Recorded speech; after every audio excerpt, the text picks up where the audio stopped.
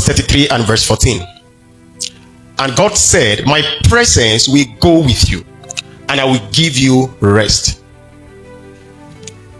After the dialogue of Moses with God, Moses asked for something very tangible, which is the presence of God. And God said to Moses, my presence will go with you, and I will give you rest. One of the ways that we understand the sentences in scripture is what actually follow. Most time you can't isolate a particular sentence to interpret what that scripture is saying. In fact, in most cases you have to read from the beginning and what follow, so that you can have an understanding of what the scripture says. So in this scripture, one of the ways that we can understand what God is trying to communicate with Moses is what God said after. So that means what God said after has a lot to do with what God said first.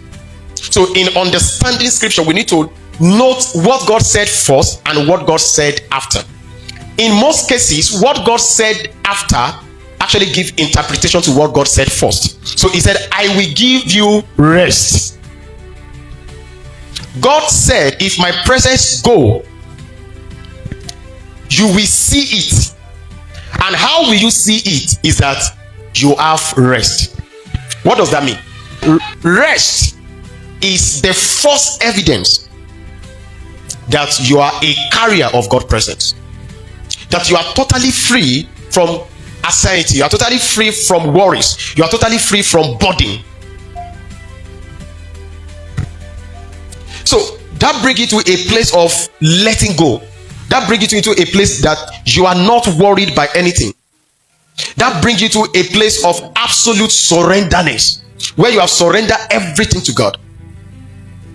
Where you let go of your anxiety, you let go of your worries, you let go of your thoughts, you let go of your emotions.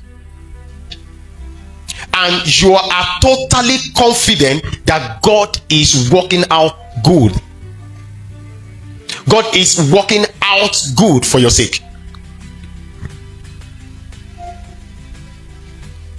In Matthew chapter 6, if you read through, you will see that in many places in that scripture, you keep seeing, do not be worried about anything. Do not worry about it. Do not worry about that.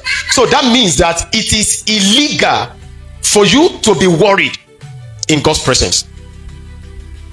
So the fact that you are a carrier of God's presence is that there is rest. That is the point I am making.